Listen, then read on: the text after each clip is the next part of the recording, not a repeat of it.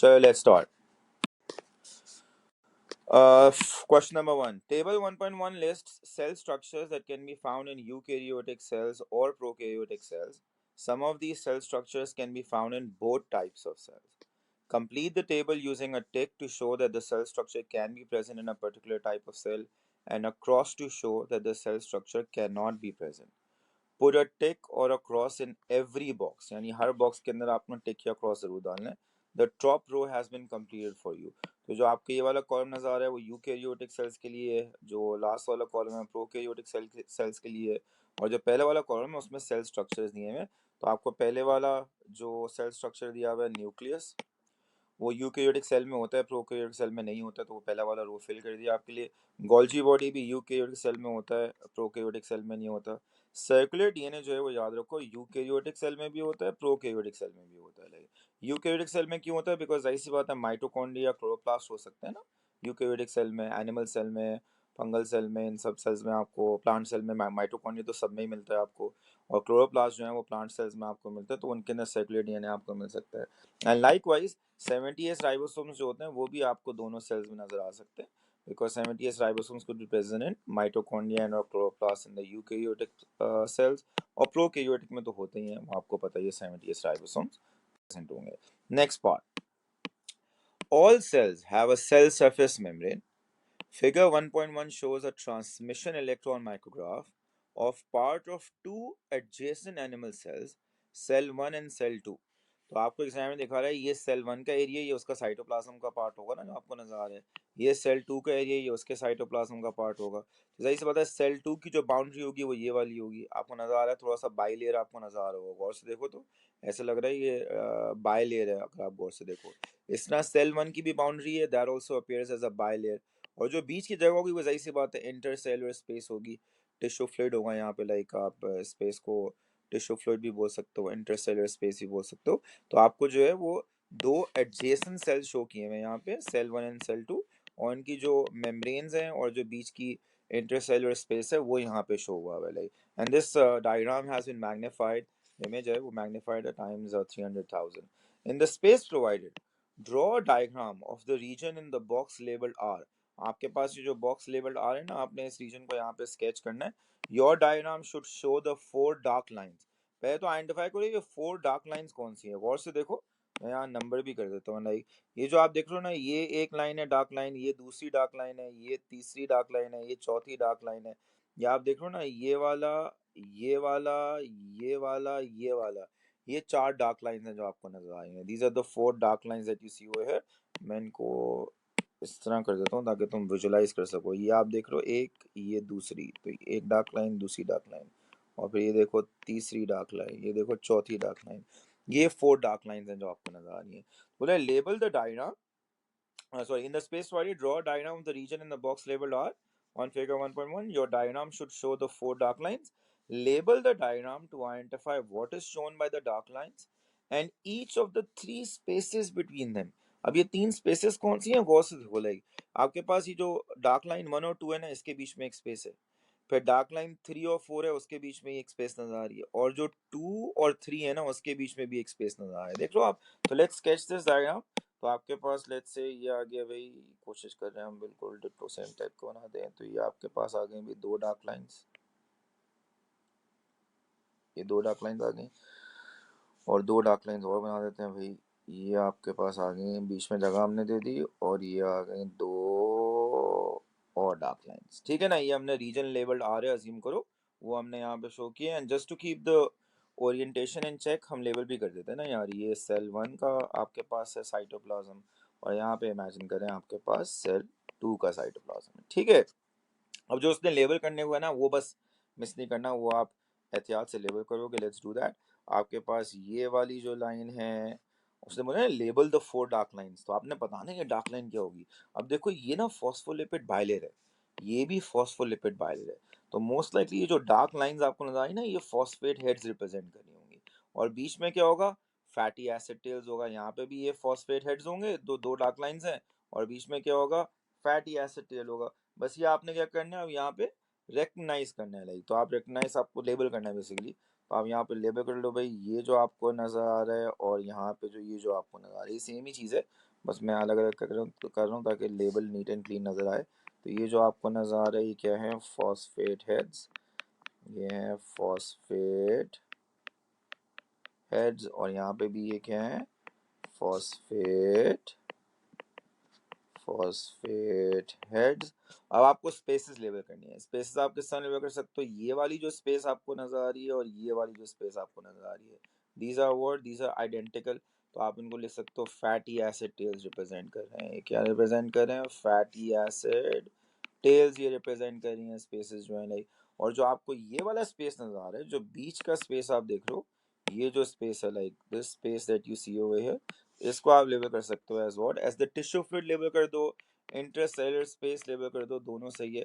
You guys are more comfortable with the term tissue fluid usually, तो मैंने यहाँ पे टिश्यू फ्लूइड लिख दिया। प्लीज रिमेंबर, ये जो आपके पास है ये पूरी एक फॉस्फोलिपिड बाइलेयर है, ये भी एक फॉस्फोलिपिड बाइलेयर है। तो जो ये डार्क लाइंस हैं ये उसके ना फॉस्फेट हेड्स होंगे फॉस्फोलिपिड बाइलेयर के, और जो बीच की जगह आपको नजर आ रही है क्या होंगे, फैटी एसिड टेल्स होंगे, ठीक है।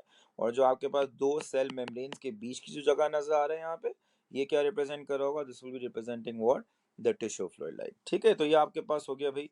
देखो 3 मार्क के लिए कितनी इजी पिकिंग है, मतलब इसमें को ब्लंडर नहीं करना, गौर से लेना कि आपको, तो वो आपको इन लेबल्स के और डायग्राम के मार्क्स मिलेंगे। 3 इंपॉर्टेंट लेबल्स आपने शो करना है यहाँ, phosphate heads, fatty acid tails, tissue fluid, ये लेबल्स नजर आने चाहिए लाइक। टाइम वेस्ट नहीं करना यहाँ पे by drawing the phospholipid bilayer, bilayer नहीं बनानी है। ये जो आपको नजर आ रहा है ना जहाँ पे इसने बॉक्स लेबल्ड आर जो लिया हुआ है, इसको स्केच करना है यहाँ पे, समझ में आ गया ना, फॉस्फोलिपिड बाइलेयर नहीं बनानी है। तो यार टाइम वेस्ट नहीं करना अपना bye drawing a phospholipid bilayer here and a phospholipid bilayer here, do that, okay. Next part, mitogens are short chains of amino acids that function as cell signaling molecules, ligands जिनको हम बोलते हैं। Mitogens are released from secretory cells and travel in the blood to target cells, where the mitogens bind to cell surface receptors. The target cells respond. अब ये जो भी हो आपने कोर्स में थोड़ी पढ़ा है, बस आपको ये पता है भाई ये सेल सिग्नलिंग मॉलिक्यूल है, जाके अपने क्या नाम है टारगेट सेल्स के सेल सरफेस मेम्ब्रेन पे जो रिसेप्टर्स हैं उनसे बाइंड कर रहे हैं। The target cells then respond by progressing from G1 phase to the S phase of the mitotic cell cycle। यानी ये जो सेल सिग्नलिंग मॉलिक्यूल्स है ना वो सेल साइकिल को रेगुलेट करने में, माइटोसिस को रेगुलेट करने में इंपॉर्टेंट होंगे like. Part 1, outline what happens in the G1 phase and the S phase of the mitotic cell cycle। सबसे पहले मार्क्स देखो करो, 1 मार्क के लिए यहाँ लिखना है, 1 मार्क के लिए यहाँ लिखना है, सब कुछ लिखने की कोशिश नहीं करना। तो आप जीवन फेज में क्या लिखो, एक कोई वैलिड पॉइंट, जैसे सिंथेसिस ऑफ प्रोटीन्स होती है such as enzymes, synthesis of organelles होता है लाइक आपके पास, ग्रोथ ऑफ द सेल होता है लाइक, कोई भी एक प्लॉजिबल पॉइंट लिख दो आपको मार्क मिल जाएगा लाइक। तो हम लिखेंगे synthesis of proteins, proteins such as enzymes। S phase में आप क्या ले सकते हो, एक ही चीज ही आपने पढ़ी है वही लिख दो भाई कि आपके पास एस फेज में क्या होता है, डीएनए रेप्लिकेशन होती है लाइक, क्या होता है, डीएनए रेप्लिकेशन होता है। Part 2, as a result of mutation the production and release of mitogens into the blood can be greatly increased। अब इमेजिन करो जो नॉर्मली जितना माइट्रोजन रिलीज होता है ना ब्लड में, उससे बहुत ज्यादा रिलीज होना शुरू हो गया लाइक, ठीक है। सजेस्ट, अब जाहिर सी बात है जब ये ज्यादा रिलीज होगा तो ये टारगेट सेल्स पे अपने रिसेप्टर्स पे ज्यादा जाके बाइंड भी करेगा, और ज्यादा जो है वो आपके पास क्या नाम है तेजी तेजी से सेल्स जीवन से एस में जाना शुरू हो जाएंगे लाइक, यानी सेल साइकिल तेजी से होना शुरू हो जाएगी। Suggest the possible consequence for target cells of increase concentration of mitogen in the blood. तो कॉन्सिक्वेंस एक पॉसिबल, देखो ये सजेस्ट है, just use your grave matter like and come up with a plausible suggestion like। तो आप plausible suggestion क्या दे सकते हो कि जब माइटोजन बहुत ज्यादा बढ़ेंगे तो सेल साइकिल जो है वो क्या हो जाएगी, बहुत तेज हो जाएगी, यानी आपके पास जो है वो अनकंट्रोल्ड सेल साइकिल होगी, माइटोसिस अनकंट्रोल्ड हो जाएगी आपके पास। और अनकंट्रोल्ड माइटोसिस से क्या हो सकता है, it can lead to formation of tumours. तो आप सजेशन क्या दे सकते हो, that there could be what, uncontrolled mitosis. आपको मार्क मिल गया, आपने ये लिख दिया, आपको मार्क मिल गया। तो मैं वैसी स्टेटमेंट कंप्लीट कर रहा हूँ, which may lead to development of, in fact आपने ये लिखा होता ना ट्यूमर डेवलप हो सकते हैं, उसका भी मार्क मिल जाता अगर आप इंडिपेंडेंटली भी वो लिखते, which may lead to development of tumours, development of tumours like. Even if you have like written this point in the absence of this, तब भी आपको आपका 1 मार्क मिल जाता है लाइक, ठीक है। अब मैंने किया ये क्योंकि आप लोग के पास शायद मार्क्स स्कीम ना हो अभी फेब 23 पेपर की, तो मैंने हर क्वेश्चन का मार्क्स स्कीम साथ अटैच कर दिया like, so you can go through the marks scheme and see if there is any other point that comes to your mind जो आप चाहते हो लिखना चाहो और मैंने वहाँ पीछे ना लिखा हो, तो आप यहाँ से आराम से इसको मार्क्स स्कीम को रेफर कर सकते हो। अगर आपने ऐसा पॉइंट सोचा जो यहाँ ऑलरेडी लिखा हुआ है, इट्स परफेक्टली फाइन, कोई ऐसा मसला नहीं है, ठीक है। Next question, cysteine is an amino acid containing sulphur, और ये आपको बहुत अच्छी तरह पता है, आपको इसकी साइड चेन आर ग्रुप जो है वो भी याद है। Figure 2.1 shows the structure of the molecule formed by joining two cysteine molecules together। अब ये ना एक आपके पास डाइपेप्टाइड है जिसमें दो सिस्टीन मॉलिक्यूल्स को ज्वाइन किया हुआ है like, and you can recognise that these are cysteine, why, because आप वॉट से देखो आर ग्रुप CH2SH नजर आ रहा है, यहाँ पे भी CH2SH नजर आ रहा है, इसमें जो SH होता है ना इसको हम सल्फा हाइड्रिल ग्रुप भी बोलते हैं। ये पूरा आर ग्रुप है, CH2SH यहाँ पे भी और यहाँ पे भी, और उस आर ग्रुप का ये वाला जो पार्ट है SH उसको सल्फा हाइड्रिल ग्रुप भी बोलते हैं। Draw a circle around an R group in the molecule shown in figure 2.1।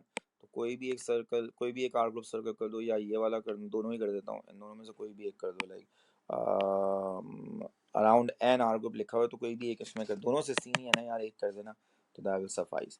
Part B, goblet cells in the human gas exchange system produce proteins called mucin. तो exam बता रहा है भाई goblet cells जो होते हैं ना, आपको पता भी है, सही सी बात है, वो क्या बनाते हैं, वो बनाते हैं ग्लाइकोप्रोटीन नोन एज म्यूसिन। याद है हमने ही किया था लाइक, आपको पता है कि ये ग्लाइकोप्रोटीन होती है, तो ये गोल्जी में बनती है जाके, फाइनली RER में सिंथेसाइज होती है प्रोटीन पहले, फिर जाके गोल्जी में मॉडिफाई होती है लाइक ग्लाइकोप्रोटीन बनती है, और गोल्जी वेसिकल्स के फॉर्म में आ जाते हैं, गोल्जी वेसिकल्स के अंदर आ जाती है ये, और फिर वहां से फिर एक्सोसाइटोसिस से रिलीज की जाती है।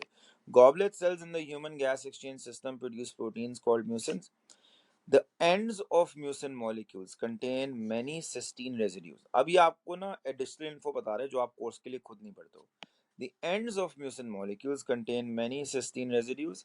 Mucin strands are formed by joining the ends of mucin molecules together through covalent bonds between the R groups। Like imagine करो आपके पास जो है ना वो ये म्यूसिन मॉलिक्यूल एक और ये म्यूसिन मॉलिक्यूल हो, इस मॉलिक्यूल में भी यहाँ पे सिस्टीन लगे हो, यहाँ पे जो है कोने में सिस्टीन हो, यहाँ भी सिस्टीन हो लाइक, और इनके सिस्टीन के जो आर ग्रुप्स हैं वो आपस में जो है वो कोवलेंट बॉन्ड जो है ना वो बना ले। लिखा हुआ है ना, by the ends of mucin molecules contain many cysteine residues, mucin strands are formed by joining the ends of mucin molecules. Let's say ये म्यूसिन मॉलिक्यूल है, ये एक और म्यूसिन मॉलिक्यूल है, इनके एंड्स जुड़ जाते हैं by forming covalent bonds between the R groups of cysteine molecules। पूछते state the name of these covalent bonds. तो अगर यहाँ पे एक सिस्टीन हो, यहाँ पे एक सिस्टीन हो, उनके आर ग्रुप के बीच में कोई कोवलेंट बॉन्ड बने, तो वो कौन सा बनेगा भाई कोवलेंट बॉन्ड, उस बॉन्ड को हम क्या बोलते हैं, we call that as the disulphide bond. जब भी दो सिस्टीन मॉलिक्यूल याद रखो आजू बाजू आ जाएंगे लाइक, तो उनके बीच में क्या बन सकता है, disulfide bond बन सकता है, and that's the only bond between the argo which is what, which is a strong covalent bond। Part 2, mucin strands are transported out of the goblet cells and then absorb water to form mucus।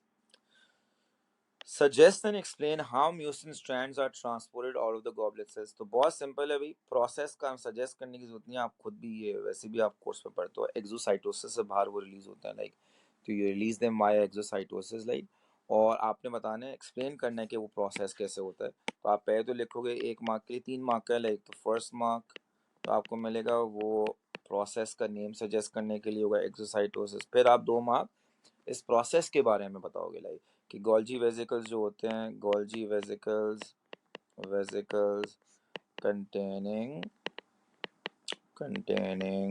mucin fuse with the cell surface membrane, fuse with the cell surface membrane, cell surface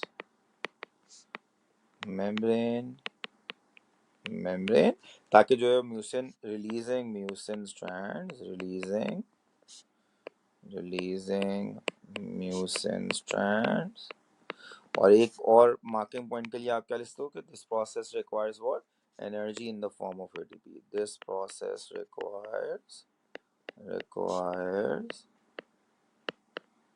requires energy in the form of ATP, in the form of ATP। Please make sure यार ये practice करो, पास papers करने का objective क्या है कि आप अपना ना मार्क को, जो भी पार्ट कर रहे हो ना उसके मार्क्स देख के आंसर को सिंथेसाइज करना सीखो। Like don't just randomly write an answer then assume कि आपको उस आंसर के पूरे मार्क्स मिल जाएंगे। हमेशा पहले ब्रेनस्टॉर्म कर लिया करो कितने नंबर ऑफ मार्क्स दिए हैं, and then try to jot down the information. Like और आप इस तरह नहीं लिखोगे एग्जाम में, आप जाहिर सी बात है आंसर जब लिखोगे तो पैराग्राफ फॉर्म में लिखोगे। Next part, cystic fibrosis. अब आपको एक बीमारी के बारे में वो बता रहे हैं जो आपने पढ़ी भी नहीं होती। Cystic fibrosis is a genetic disease caused by a mutation in the human CFTR gene. This results in mucus that is thicker than normal. तो इमेजिन करो भाई कि जो आपका जो ट्रैकिया और ब्रोंकस और क्या नाम है बड़े वाले ब्रोंक्यूल्स हैं उनमें जो म्यूकस है ना, अगर वो थिक हो जाए, like so suggest how thicker mucus interferes, गाढ़ा हो जाएगा with the maintenance of healthy gas exchange surfaces in the lungs। तो जाहिर सी बात है अगर म्यूकस थिक हो जाएगा ना यार, तो सीलिया के लिए बहुत डिफिकल्ट होगा उस म्यूकस को अपवर्ड मूव करना। नहीं तो आप क्या लिखोगे, cilia be difficult for cilia, difficult for cilia to move the mucus upwards, to move the mucus upwards, which allows जो अब म्यूकस में इंट्रैप बैक्टीरिया होंगे वो फिर क्या करना शुरू कर देंगे, डिवाइड करना शुरू कर देंगे और नंबर्स में इंक्रीज होंगे। विच अलाउज इंट्रैप्ड बैक्टीरिया, जो म्यूकस में इंट्रैप्ड होता है ना, जाहिर सी बात है फिर वो म्यूकस को ना एज अ न्यूट्रिशन यूज करते हैं बैक्टीरिया, और उसमें फिर ना डिवाइड करना शुरू कर देते हैं, अपने नंबर्स इंक्रीज करना शुरू कर देते हैं। Which allows entrapped bacteria to divide and increase in numbers, जिसकी वजह से फिर क्या हो सकता है, इन्फेक्शंस हो सकती हैं, which may lead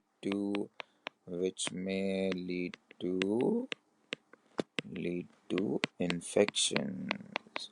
ठीक है, आपको तीनों लिखने की जरूरत नहीं है, बाय द वे 2 मार्क के लिए 2 लिख दो, आपको आपके 2 मार्क मिल जाएंगे, कोई टेंशन लेने की जरूरत नहीं है। ठीक है, रो 1 एंड रो 2 of table 2.1, जो पहली रो है और सेकंड रो है, ठीक है, show the DNA based sequences of part of the normal CFTR allele and the same part of a mutated CFTR allele।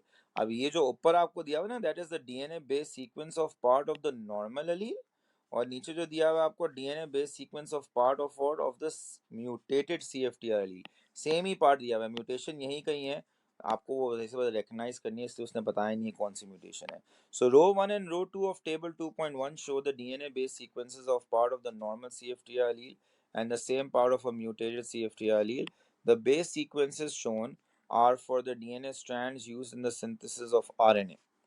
So the base sequences shown are for the DNA strands used in the synthesis of RNA.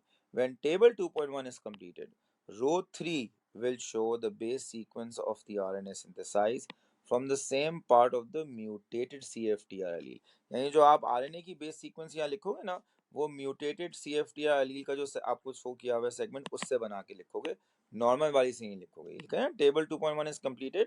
When table 2.1 is completed, row 3 will show the base sequence of the RNA synthesized from the same part of the mutated CFTR allele। ये जो second row है इसका आपने क्या नाम है complementary sequence बना के जो है वो आरएनए का यहाँ पे बेस सीक्वेंस शो करना होगा। लाइक तो वो हम पहले से ही कर लेते हैं भाई, इसका कॉम्प्लीमेंट अगर मैं बोलूँ भाई ये आपके पास है डीएनए की स्ट्रैंड जिसकी आप ट्रांसक्रिप्शन करोगे, लाइक तो आप मुझे बताओ भाई टी के साथ क्या आएगा, एक कॉम्प्लीमेंट्री बेस पेयरिंग करनी है ना, तो आई एम होपिंग कि आपको ये याद होगा। मैं टाइम सेव करने के लिए खुद यहाँ पे कर देता हूँ। तो थाइमिन के साथ क्या आके पे करेगा, एडेनिन। एडेनिन के साथ थाइमिन नहीं आएगा बिकॉज आरएनए में थाइमिन नहीं होता, आरएनए में क्या होता है यूरेसिल, तो यहाँ यूरेसिल आ जाएगा। जी के साथ सी, टी के साथ ए के साथ यू, फिर यू, सी के साथ जी, फिर जी, फिर यहाँ पे आ जाएगा आपके पास यू, फिर जी, फिर आ जाएगा आपके पास यू, और फिर क्या आ जाएगा, यू आ जाएगा। ये आपने बस यहाँ से जो आपके पास सेकंड रो में दिया हुआ था ना सीक्वेंस, तो ये हमारा स्टैंड है जिसकी हम ट्रांसक्रिप्शन कर रहे हैं, यानी हमारा ये ट्रांसक्राइब्ड स्टैंड है, लाइक ठीक है ना। तो इसकी ट्रांसक्रिप्शन जब हमने की म्यूटेटेड वाले की, लाइक तो आपके पास जो है ये कॉम्प्लीमेंट्री कोड आ गया ऑन द आरएनए। आपको सी नजर आ सकता है, जी नजर आ सकता है, ए नजर आ सकता है, टी नहीं नजर आएगा आरएनए में। टी की जगह आपको क्या नजर आएगा, यूरेसिल नजर आएगा। ये प्लीज अपने ध्यान में रखना। पार्ट 1 बहुत अच्छा पार्ट है ये, गौर से सुनना, था एक मार्क का, was a very good part, like आपका कॉन्सेप्ट चेक हो गया, बहुत अच्छा इसमें म्यूटेशन का।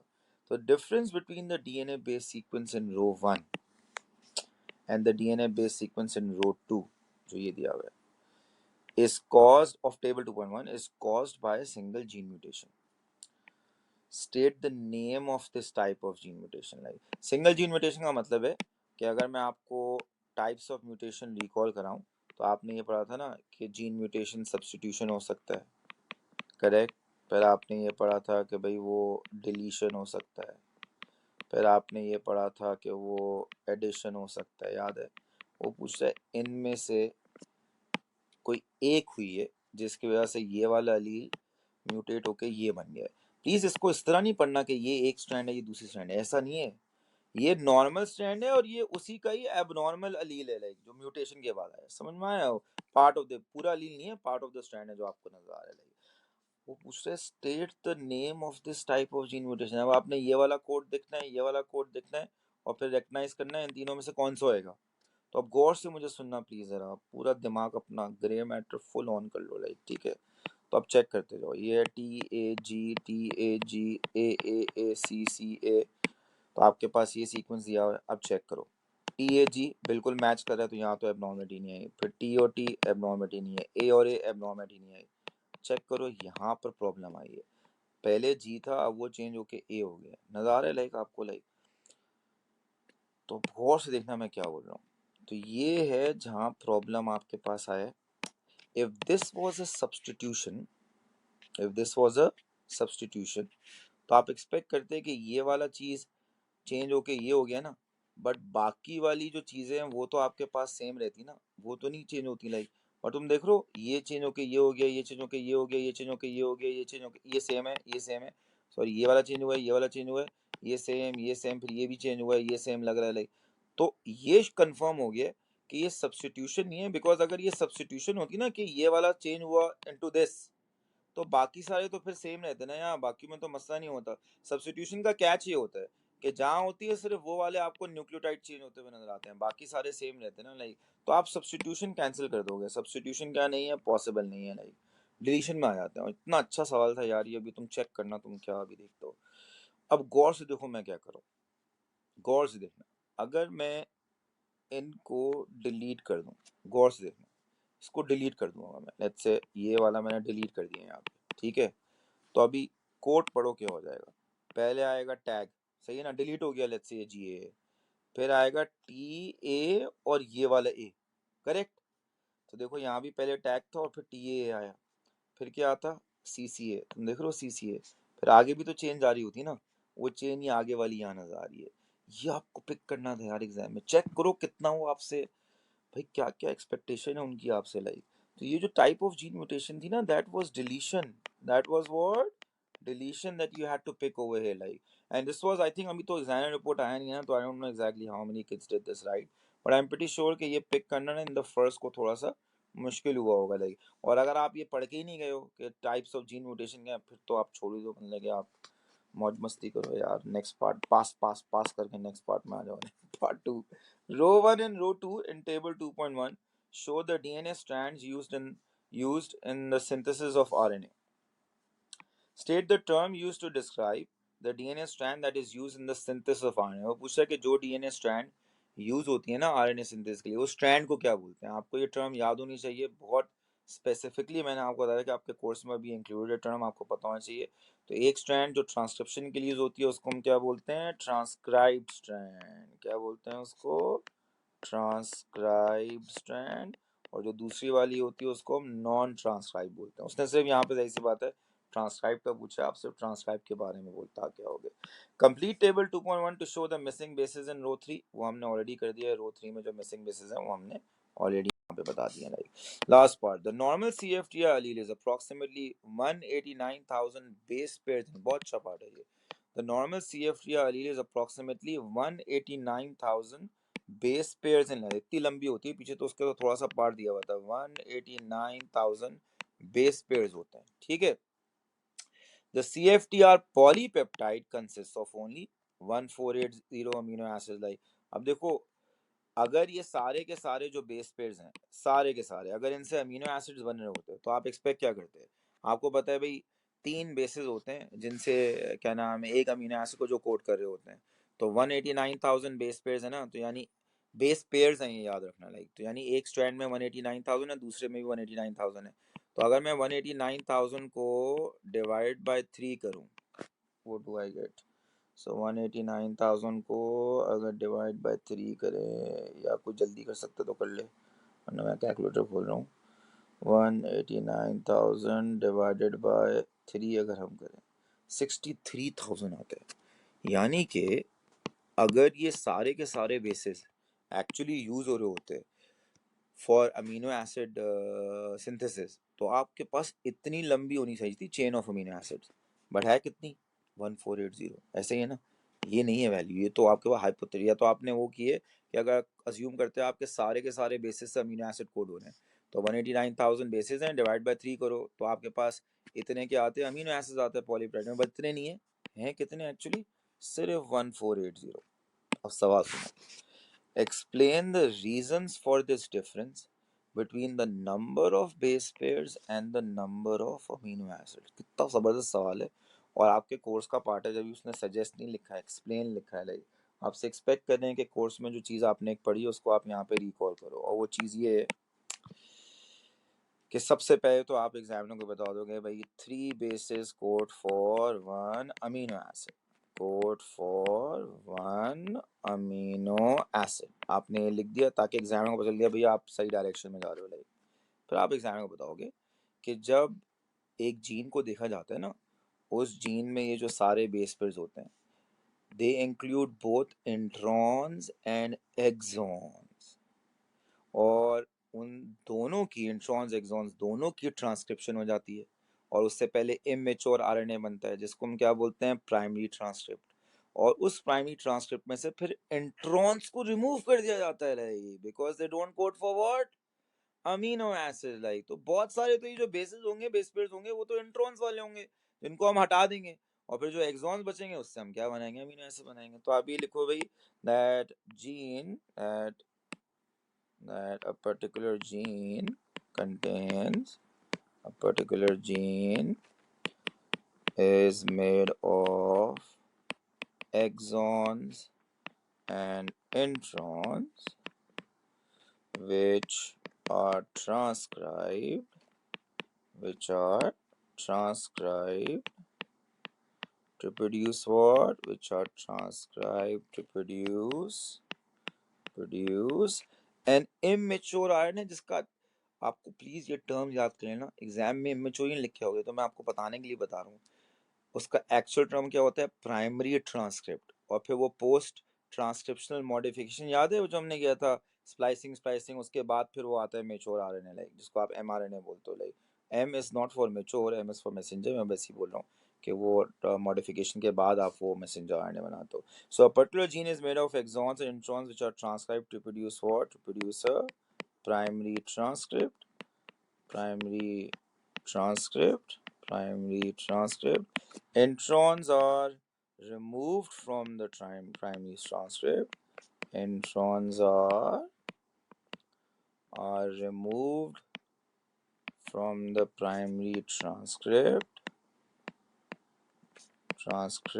via which process को हम क्या कहते हैं? Splicing. Via splicing. And why do we need to remove them? Because they don't code for amino acids, because they don't code for amino acids. तो प्लीज याद रखो, लाइक इतने सारे जो बेस पेयर्स आपको जीन में नजर आते हैं ना, लाइक वो इसलिए नजर आते हैं बिकॉज जीन में इंट्रॉन्स भी होते हैं, एक्सॉन्स भी होते हैं। आपको पता है इंट्रॉन्स नॉन कोडिंग होते हैं, ठीक है ना? लाइक तो आप क्या करते हो जब ट्रांसक्रिप्शन करते हो, तो इंट्रॉन्स एक्सॉन्स दोनों को कॉपी कर लेते हो, प्राइमरी ट्रांसक्रिप्ट में दोनों आ जाते हैं। फिर आप इस प्राइमरी ट्रांसक्रिप्ट में से इंट्रॉन्स को रिमूव करते हो वाया स्लाइसिंग, तो ये बहुत सारे जो बेसिस होते हैं वो फिर कम हो जाते हैं, लाइक। और फिर जो बचते हैं ना एक्सॉन्स के जो बेसिस होते हैं, वो बेसिकली कोड कर रहे होते हैं forward for the amino acid, like उनसे आपके पास पॉलीपेप्टाइड बनती है। इसमें there are more marking points to that you can write. For example जो स्टॉप कोडॉन होता है आरएनए का, वो नहीं क्या नाम है कोड करता for any amino acid. Stop codon तो किसी अमीनो एसिड को कोड नहीं करता ना, आप वो भी लिख सकते हो। लाइक आप ये भी लिख सकते हो कि जब एक दफ़ा पॉलीपेप्टाइड बन जाती है तो उसमें फिर अक्सर अमीनो एसिड्स को ना ट्रिम किया जाता है। लाइक इसको पोस्ट ट्रांसलेशनल मॉडिफिकेशन में आता है वो, जिसमें अमीनो एसिड्स को ट्रिम किया जाता है। लाइक तो वो भी आप लिख सकते हो, उसकी वजह से भी आपके पास अमीनो एसिड जो है वो एक्सपेक्टेड नंबर से बहुत कम हो जाते हैं। तो ये भी मार्किंग पॉइंट्स है। I've attached the mark scheme ahead. Just go through the mark scheme and see if there's any other marking point that comes to your mind. Just check it through the mark scheme. अगर होता है तो well and good, आप बिल्कुल लिख सकते हो। Like ठीक है। Next question, figure 3.1 is a diagram of an area of phloem tissue from a transverse section through the stem of a squash plant. तो ये आपके पास ना like stem of a squash plant का ट्रांसफर सेक्शन जो है वो आपको दिया हुआ है। लाइक सेल एक्स, पहले गौर से देख लो डायग्राम में क्या है। ये कंपेनियन सेल है, ये टिपिकल आपको शक्ल नजर आ रही है किसकी, सीफ प्लेट की, जिसमें ये जो होंगे वो सीफ पोर्स होंगे जो आपको नजर आ रहे हैं। तो ये दो चीजें लेबल हुई हैं एक्स और Y. Cell X and cell Y in figure 3.1 are sieve tube elements. तो भाई एग्जामिनर ने आपको बता दिया कि ये जो दोनों सेल्स हैं ना वो सीफ ट्यूब एलिमेंट्स हैं, जिनसे सीफ ट्यूब बनती है, लाइक जिसको आप फ्लोएम ट्यूब भी बोलते हो। लाइक तो एक फ्लोएम टिश्यू में बहुत सारे क्या होते हैं, याद रखो क्या नाम है, फ्लोएम ट्यूब्स होते हैं। फ्लोएम टिश्यू के अंदर you will see a lot of phloem tubes या सीफ ट्यूब्स। ये है, ये है, ये है, मोस्ट लाइकली ये भी होगी, ये भी होगी। Like push to explain why cell X and cell Y have very different appearances in this transverse section। तो पूछ रहा है अगर ये दोनों सीफ ट्यूब एलिमेंट्स है तो दोनों का अपीयरेंस क्यों डिफरेंट नजर आ रहा है। कॉमन सेंस यूज करनी है भाई, ये किसी कोर्स कहीं बुक में नहीं पढ़ते हो ये आप, सिंपल कॉमन सेंस आपने यूज करनी है। तो आप बताओगे भाई जो सेल Y है that shows what, that shows a sieve plate, that shows a sieve plate. और सेल एक्स में आप क्या लिखोगे कि जहां से आपने क्रॉस सेक्शन लिया होगा ना तो वहां पे ये इस वाले सीफ ट्यूब एलिमेंट में सीफ प्लेट में सो गई होगी, तो इसलिए आपको यहाँ खाली जगह नजर आ रही है। भाई मिसाल के तौर पे आपके पास इस तरह होता ना, मिसाल के तौर पे ये आपके पास होता, ये लेट्स से एक फ्लोएम ट्यूब जा रही होती, लाइक ठीक है ना, और लेट्स से एक फ्लोएम ट्यूब जो है वो आपको एडजेसेंट नजर आ रही है, लेट्स से वो यू रन कर रही है, ठीक है ना, लेट्स से वो यू रन कर रही है, लाइक ठीक है ना, इस तरह रन कर रही है। अगर अगर आप जो है वो क्रॉस सेक्शन यहाँ से लेते तो जाहिर सी बात है इस वाले सेल का जो क्रॉस सेक्शन होगा उसमें तो सीफ प्लेट नजर नहीं आएगा, इस वाले में नजर आ जाएगा। लाइक तो वही चीज आपको यहाँ पे नजर आ रही है। तो cell Y shows a sieve plate, और जो सेल एक्स है, cell the section, the section through cell X, cross section through cell X, through cell X misses the sieve plate. Misses what? Misses the sieve plate. Simple common sense का answer लिखना, science fiction नहीं mark करना 2 mark के लिए। तो एक mark आपको cell Y का लिखने का मिलेगा और दूसरा मार्क सेल एक्स के बारे में लिखने का मिलेगा। ठीक है। Next part, sucrose is form from glucose synthesise by mesophyll cells in the leaves of जो भी प्लांट दिया हुआ है। Explain how companion cells are involved in the transfer of sucrose into phloem sieve tubes। तो आपने active loading के बारे में बताने, इस इन जैसे क्वेश्चन में आप एक भी मार्क लूज नहीं करते हो, बट प्लीज लिखने से पहले ना सिंथेसाइज कर लिया करो दिमाग में, लाइक कि यार 4 मार्क के लिए मैं क्या क्या लिखना चाहूंगा। Do not over do in the exam, like एक चीज आती हो 4 मार्क की दी, आप 10 मार्क के उसमें 10 मार्क के पॉइंट लिख के आओ। Don't do that in the exam, it actually leaves a very bad impression, counter productive होता है कि आप एक एरो ऊपर बना रहे हो तो वहां लिख, don't do that. It just tells the examiner जो भी चेकर होता है कि यार आप अनश्योर थे अपने आंसर के बारे में, लाइक या कुछ में बहुत ज्यादा श्योर थे, लाइक तो आपने इतना नंबर लिख। डोंट डू दैट प्लीज, जितने नंबर ऑफ मार्क्स हो please relevant number of points लिखा करो, and they should be in a logical manner, कि आपको आंसर में कोहेरेंस नजर आए, कि जब आप पढ़ो तो आपको एक लॉजिकल ऑर्डर नजर आए in the points that you have written. Like तो यहाँ पे आप क्या लिखोगे कि जो आपके पास हाइड्रोजन आयन एटीपीएस पंप होते हैं, क्या नाम है, in the cell membrane of the companion cells, वो प्रोटॉन्स को ट्रांसपोर्ट करते हैं against the concentration gradient into the cell wall of the source cells. यहाँ से जो है वो पूरी कहानी शुरू होती है, क्या होती है, पूरी कहानी शुरू होती है। लाइक तो जो है वो आप यहाँ से कहाँ से शुरू करोगे, you right that the hydrogen ion ATPase pump, या सिर्फ प्रोटॉन पंप भी लिख दो यार, उससे भी काम चल जाएगा। Hydrogen ion ATPase pump transports protons protons protons against the concentration gradient, sorry यार प्रोटॉन पंप्स की लोकेशन ही लिखी, hydrogen ion transport ATPase pump in the cell membrane of companion cells, in the cell surface membrane of companion cells transport protons against the concentration gradient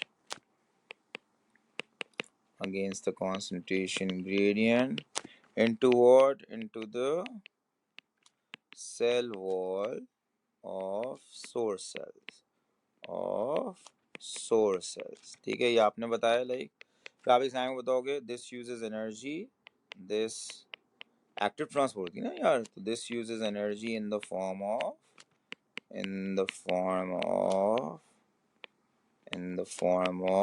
ATP। फिर आप बताओगे the protons move back into the companion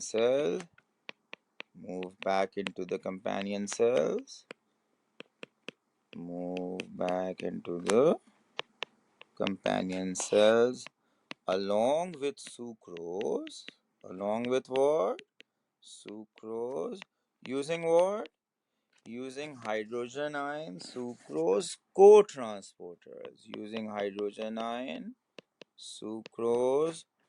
co-transporters, अब sucrose आपके पास कहाँ आ गया? You have now moved sucrose from the source cell into the companion cell। अब आपने sucrose को companion cell से लेके जाने हैं सिर्फ ट्यूब एलिमेंट में, और इसके लिए आप क्या करोगे? डिफ्यूजन करोगे through what? Through plasmodesmata. So sucrose molecules diffuse via plasmodesmata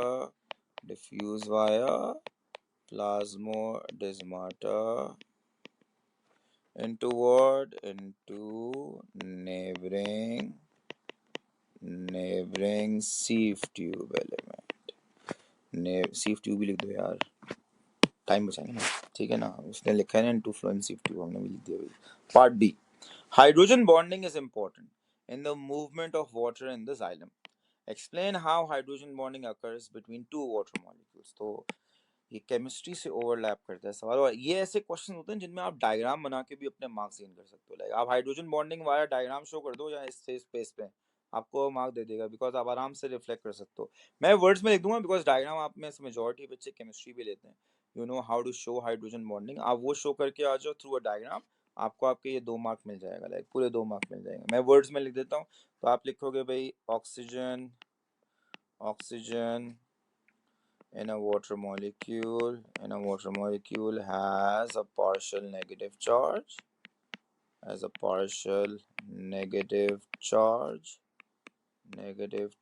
and hydrogen has a partial positive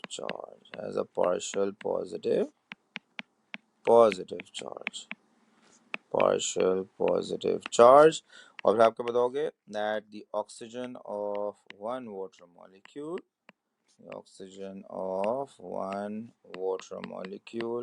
attracts the hydrogen of a neighboring water molecule।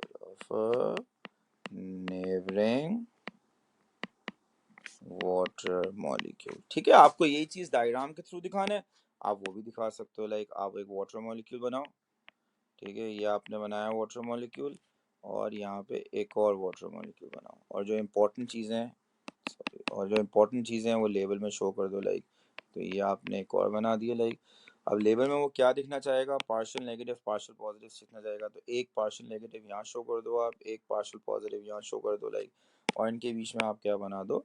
Hydrogen bomb बना दो। अगर आप केम लेते हो तो प्लीज़ लोन पेयर के साथ बना देना, अगर आप केम नहीं लेते हो तो टेंशन ही लेना, आप इस तरह शो कर देना, ज़्यादा साइंस फिक्शन ही बनाना है इसको। Like this is your hydrogen bond, और जो केम नहीं लेते हैं उनको लोन पेयर का कुछ पता ही नहीं है अगर, तो आप इग्नोर करो भाई। मैं तो इसलिए बता रहा हूँ बिकॉज द किड्स हो, most of the kids here also take chem, तो जाहिर सी बात है, क्या नाम है, मैं ही नहीं चाहता कि भाई कि उनको कन्फ्यूजन हो कि रैंडमली ऐसे शो कर दिया, लोन पे शो करना नहीं। तो अगर आप लोन पे के साथ शो करना चाहते हो आप शो कर दो, बिल्कुल सही है, कोई मसला नहीं है। Like part 2, outline how hydrogen bonding is involved in water transport in the xylem of a plant stem. तो भाई हाइड्रोजन बॉन्डिंग किससे इन्वॉल्व होती है water transport in the xylem? तो बहुत सिंपल है, मेनली एडिशन कोहेजन ही हो रहा होता है ना। तो आप बताओगे भाई cohesion between the water molecules, cohesion between the water molecules, cohesion between the water molecules, between the water molecules, moves the water, moves the water in a continuous column, in a continuous column. और आप बता सकते हो कि hydrogen bond की वजह से ना ये कॉलम ब्रेक नहीं करता है। Like hydrogen bonding prevents the column from breaking, ताकि कंटिन्यूस एज अ मास ना कंटिन्यूस कॉलम में पानी फ्लो करता रहे। Hydrogen bonding prevents the column from breaking, prevents the column from breaking. और आप तीसरे मार्क के लिए कर सकते हो, 3 मार्क के ना, so you need to synthesize your answer up. For the third mark you can mention adhesion also supports the movement of water up the xylem vessel, और बता सकते हो adhesion is tendency of water molecules to stick with the cellulose molecules in the walls of the xylem vessel. तो आप बता सकते हो कि adhesion between water and the sides of the xylem and side of the xylem wall also supports the movement of the xylem vessel, also supports the movement of the xylem vessel. इसमें there are other marking points too that you could add to your answer. For example, transpiration pull enables the water to move up the xylem vessel. आप वो लिखना चाहते हो आप वो भी लिख सकते हो. Masking में there are more marking points too. You can just go through them. If you want to write something else other than the ones that I've written over here, you can actually do that. Like बस make sure कि भाई के आप वो marking point कर लो mark scheme से. ठीक है. Last part. Hydrogen bonding between water molecules gives water a relatively high latent heat of vaporization. Suggests why it is important to plants that water has a high latent heat of vaporization. तो आप इसलिए चाहते हो ना कि high latent heat हो, ताकि minimum loss of water में आप मैक्सिमम हीट एनर्जी रिमूव कर दो। लाइक सो आप कर दो and that produces a significant cooling effect. तो आप क्या बता सकते हो? Removes significant heat energy with little loss of water, और इसका वो पूछा है ना suggest why it is important, तो आपको 2 मार्क के लिए पूछा है तो आपने 1 मार्क के लिए लिख दिया। लाइक इनफैक्ट इसी को आप बेसिकली 2 में भी स्प्लिट कर सकते थे कि भाई रिमूव सिग्निफिकेंट हीट एनर्जी, ताकि जो है वो जो आपके पास लॉस ऑफ वाटर होता है ना in the form of water vapour transpiration के थ्रू, वो कम हो जाए, ये भी ले सकते हो। या एक और चीज़ भी आप सकते हो, एक और भी सिग्निफिकेंस आप यहाँ मेंशन कर सकते हो। This maintains the temperature of the plant, this maintains the temperature of the plant for what? For optimal enzyme activity. For example, जैसे हम स्वेट करते हैं ना यार, तो वो स्वेटिंग का पर्पस क्या होता है? लाइक वहाँ पे भी पानी की high latent heat of vaporisation इसी तरह यूज हो रही होती है कि sweating leaves a cooling effect, helps maintain a body temperature, ताकि ऑप्टिमल टेम्परेचर है फॉर एंजाइम एक्टिविटी। आप यहाँ पे भी लिख सकते हो this maintains the temperature of the plant for what? For optimal enzyme activity, for optimal enzyme activity. ठीक है, तो मैंने इसका क्वेश्चन का भी मार्क्स स्कीम यहाँ अटैच कर दी। ये पार्ट 1 है और ये आपके पास पार्ट 2 है। So will stop here and continue with the paper in the next lecture.